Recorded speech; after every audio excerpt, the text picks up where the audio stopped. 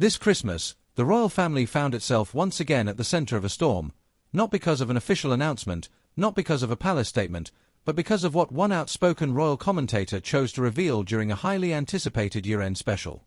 Lady Colin Campbell, known for her bold opinions and insider interpretations, delivered what many viewers called her most controversial commentary yet, reigniting long-standing debates about tensions within the royal household, particularly involving Catherine, Princess of Wales, and Meghan, Duchess of Sussex. But what exactly was said? What was opinion, and what was interpretation? And why did this Christmas special spark such intense reactions across royal circles and social media alike? Tonight, we break it all down, carefully, responsibly, and without sensationalism, separating commentary from confirmation and emotion from evidence. Before examining the claims, it's important to understand who is making them. Lady Colin Campbell has long positioned herself as a royal commentator, author, and television personality. She is known not for palace briefings, but for strong interpretations, social observations, and blunt language, often framed as personal opinion rather than verified insider disclosure.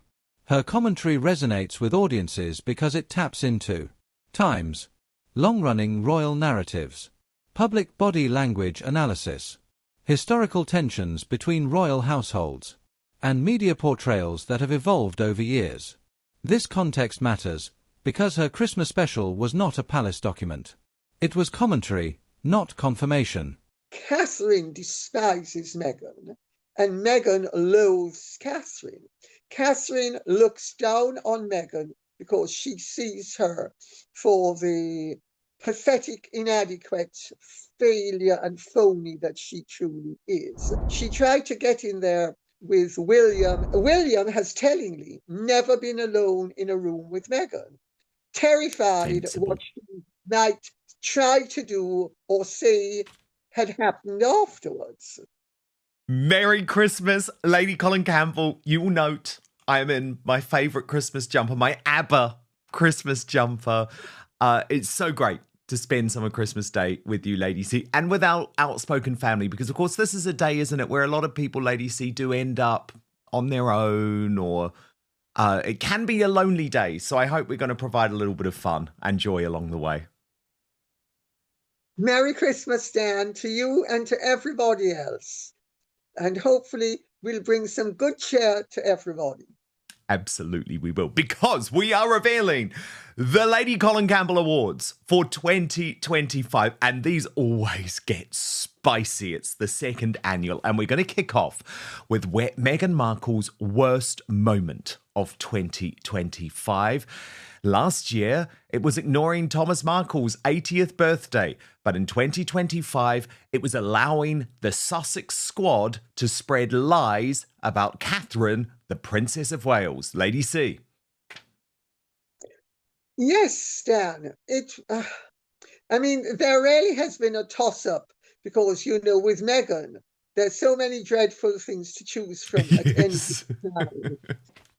But really, when I thought about it, you know, I thought the disgusting way in which she has gone about her father's amputation actually does not eclipse the absolutely awful way in which she behaved over Catherine's illness, and how she was mocking her, had people mocking her, had her followers making up the most bizarre things, you know, that Catherine had made it all up, that, you know, and I mean, the things the Sussex squad and many of the people Meghan associates with, including public figures, and I'm not going to mention their names because I'm not going to defile my mouth by mentioning their names, but some of whom have appeared on Meghan's show.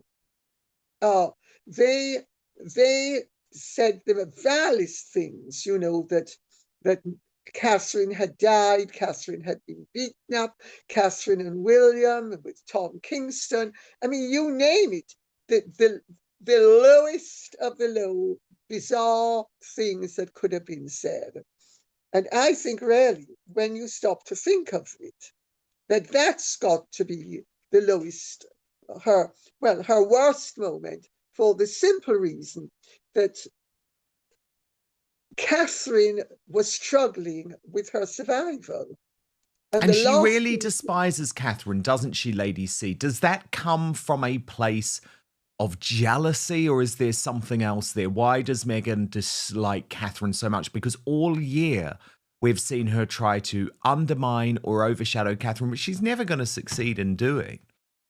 A very quick but personal message from me to you to let you know that the best way you can support Dan Wootton Outspoken is to subscribe to my Substack at www.outspoken.live. Substack is a free speech platform that protects me from big tech cancellation and lawfare. Paid annual or monthly subscribers get an extra hour of content with the Royal Uncancelled After Show available every weekday with no advertising whatsoever. You can also message me direct on there. That's www.outspoken.live. well, actually, Dan, I think Catherine despises Meghan and Meghan loathes Catherine. Catherine looks down on Meghan because she sees her for the pathetic, inadequate failure and phony that she truly is, and the empty vessel rattling around, making a lot of hypocritical noise. While Meghan immediately sussed because that Catherine disliked her. Meghan was never able to get in there. She tried to get in there with William and then with Catherine. And let's remember, William met Meghan before Catherine did. So Catherine was already influenced by her husband's take on Meghan, which was unfavorable from the word go. Listen, any man about town has seen 1,000 Meghans.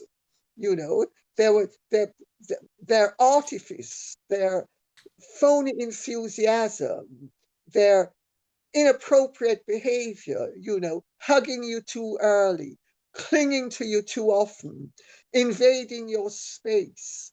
Meghan has done everything wrong with both William and Catherine, because William and Catherine know how to behave properly, and they expect other people to behave properly around them as they are behaving towards them.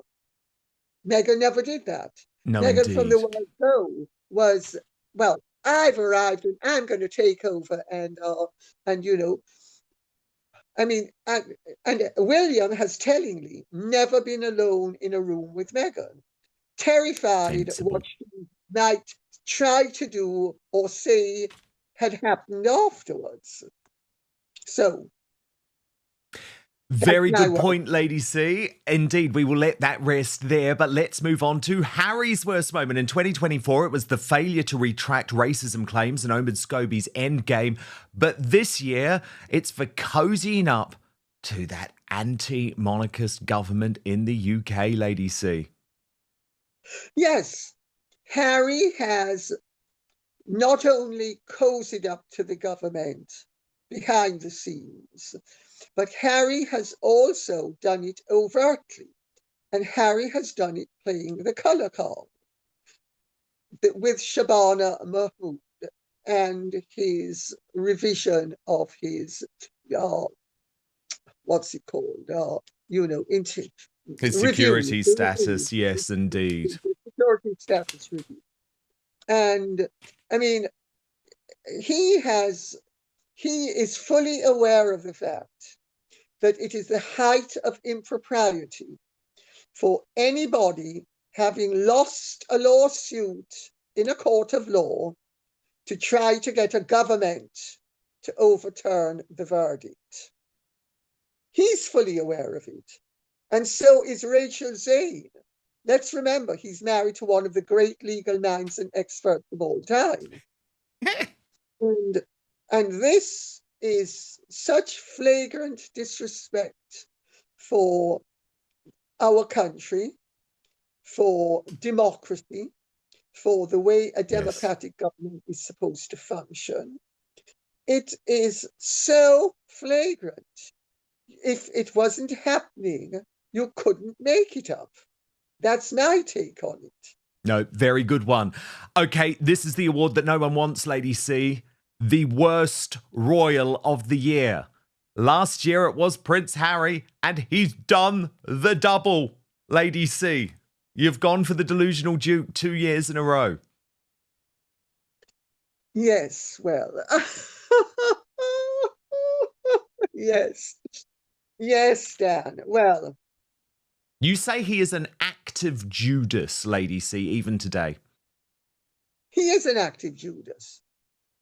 Harry is doing everything covertly and overtly to damage the monarchy. But if it is in his interest, he proceeds, irrespective of the damage he is causing. He's supposed to love his father, yet he has gone out of his way to damage his father at a time that his father's health is concerned. He has also gone out of his way. Let's remember, this is somebody who professed great love for his brother and sister-in-law. Meghan comes on the scene, she causes trouble, all of a sudden they are hate figures. And Harry stands by while Meghan and their Sussex squad accuse Catherine of racism at a time that she is undergoing cancer treatment. And he does nothing to ameliorate the situation. Nothing. He has put pressure on his father and his brother, knowing that both of them were dealing with life and death, literally life and death matters.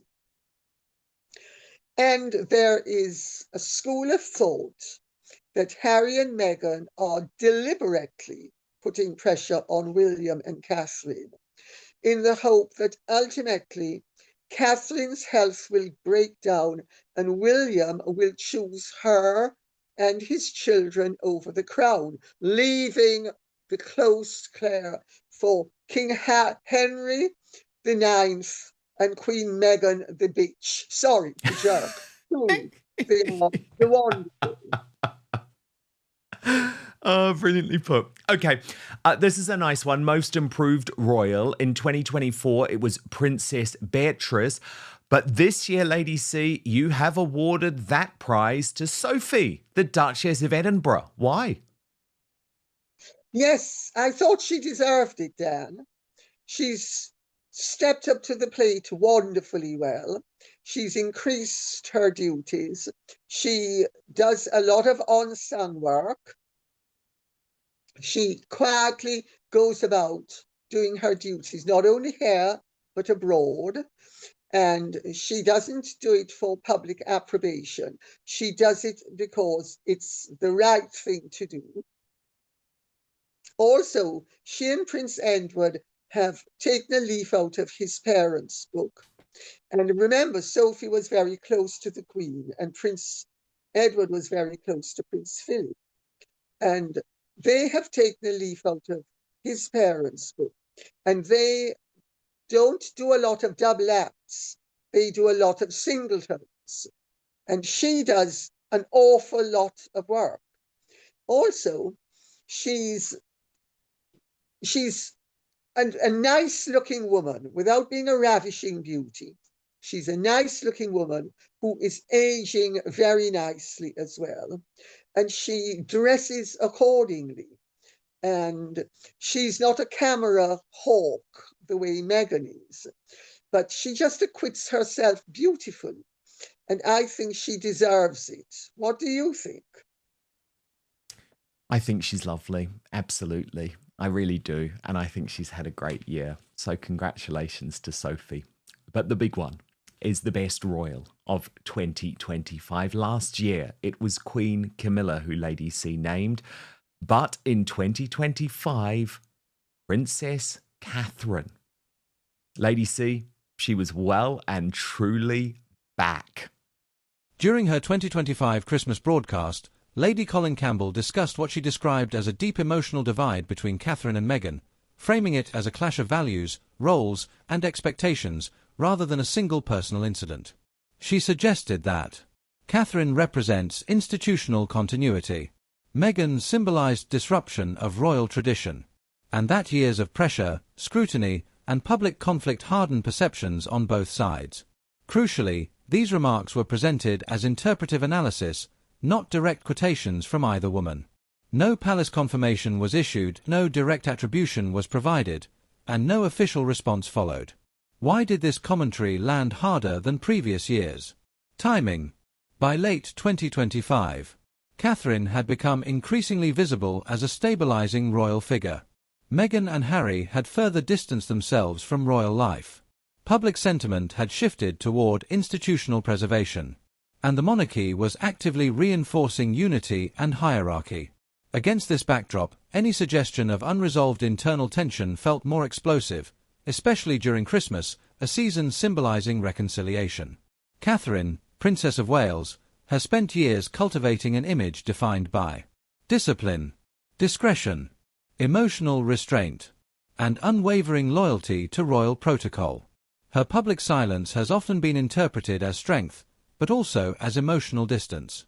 Royal analysts frequently note that Catherine rarely responds to controversy, avoids public rebuttal, and prioritizes stability over personal expression. This approach contrasts sharply with Meghan's more vocal, expressive public identity, creating two fundamentally different communication styles, not necessarily personal animosity. Meghan Markle entered the royal system as an outsider, culturally, professionally, and socially. Her approach emphasized emotional transparency, individual identity, and public narrative control. Supporters view this as courage. Critics see it as incompatible with monarchy. Lady Colin Campbell's commentary framed this difference as irreconcilable, but again, this reflects interpretation, not verified emotional states. Once the Christmas special aired, headlines escalated. Opinion became assumption, assumption became narrative, narrative became perceived truth. But media amplification often strips away qualifiers, turning claims into facts and commentary into confirmation.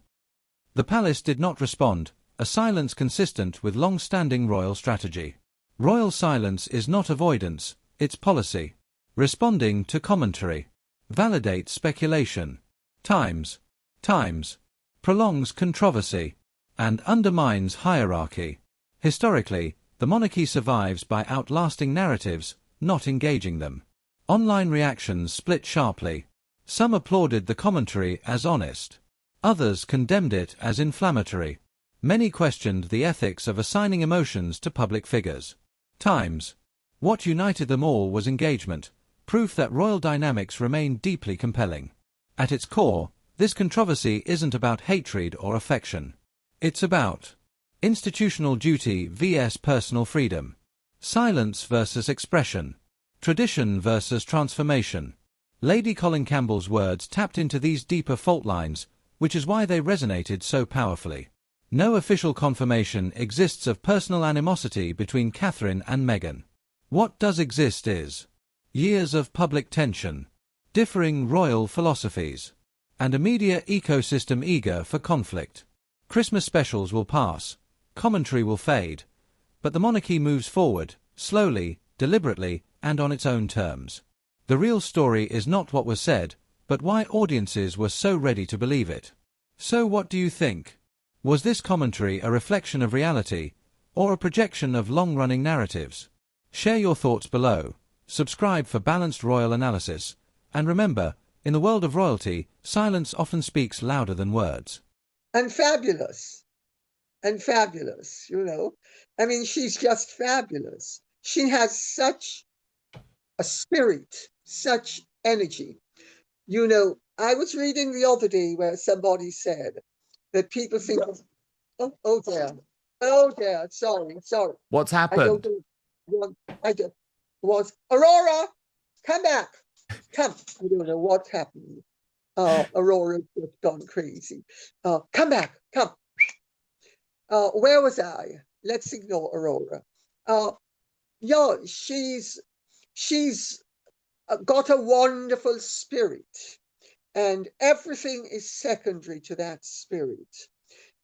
She's got elegance, she's got grace, she's got charm, she's got beauty, she's got style, she's got decorum, and the way she treated her illness as well, I know through, shall we say, quiet channels. She was the ideal cancer patient. She was actually called the ideal cancer patient. And she has handled not only the public side of her life perfectly, but the private side as well, and being an ideal patient. And to be a good patient, you need to have a series of attributes which are not that common. So I think Totally, she fully deserves it. also, may I make it up? When Please. she came back with a vengeance, with a bang, and Which people weren't expecting. No, and she dresses impeccably. She keeps the bar absolutely up here where it ought to be. She absolutely does. No, funny, Meghan thinks that Meghan has is Diana Mac too, and Harry stupefyingly thinks that Meghan has traits that his mother has. But Catherine has many of Diana's virtues, because Diana had innate good taste. Yes. Diana was far more unbalanced and disturbed than Catherine is. And so we need to put things in their context. But Diana had impeccable taste. And, Diana was very much a true lady. She may have been a naughty true lady at times, but she was a true lady. And I can see where Catherine has many of Diana's virtues, especially in terms of appropriate behavior, empathy, and style. Wonderfully put. Okay, let's move on to our best and worst celebrity of 2025. Now, these were linked last year and they are this year too. So in 2024, Lady C named Colleen Rooney as her best and Rebecca Vardy as her worst. In 2025, Justin Baldoni is named the best celebrity in the world, the worst being his arch rival, Blake Lively. And Lady C, this is a story that has run and run over the past 12 months. You have been at the very forefront of it, but presumably you think Justin Baldoni has triumphed in the court of public opinion. I think even more important than that, Dan, Justin Baldoni is flagrantly innocent. And he is so totally admirable. Now, Justin Baldoni is a Baha'i, and the Baha'i faith is a very interesting faith. It originates in Asia, in Persia. And in fact, the portrait that you might remember from my state dining room of me was done by a famous Baha'i artist. Oh, yes, it's stunning. And so I know quite a bit about the Baha'is because they were very involved with Erin Pizz's Refuge for Battered Wives, which in 1981 I helped to raise money for. And that's why my portrait was painted. And so that's when I got my real introduction to the Baha'is. They are wonderful, wonderful people. And Blake Lively has used Justin Baldoni's gentleness, his tenderness, his decency, which Ryan Reynolds and Blake Lively went to because Sony was involved, and they basically cut a deal with Sony where if they could wrest control of the movie and the rights to the next movie, which he had, that they would be all in bed with the author and Sony. And the whole thing, it's been a hijack scheme that is discreditable to the nth degree. And she has used, rather like Meghan Markle, everything, no matter how anodyne or innocuous, has been twisted by her to turn it into something that she could weaponize to use against him, as she set about stealing his movie. The woman, in my opinion, is a thief. A thief. She set out to steal his movie, and his reaction was to be as palliative as possible. I think he should have clamped down much sooner than he did, and he never really did clamp down, because even at the end, after everything, he's saying nice things about her when he can, and forgiving her. Forgive her? He shouldn't be forgiving her. She should be annihilating her. So I think that's why he is the, and also he's a very masculine man, but he's a masculine man who's very sexy metropolitan. Yes. 2020. Yeah, and she tried to destroy him. No, she did. She absolutely did. But look, let's move on to one of the more serious awards, the most shocking moment of 2025. Last year, Lady C went with the collapse of the Assad regime in Syria. But this year, it was the situation in Gaza. Lady C. Well, I think words cannot accurately convey the horror that has taken place in Gaza. Irrespective of whether you are pro one side or the other, the evidence of destruction speaks for itself. And it is so horrifying. And the effects are potentially so devastating to all of us in the world.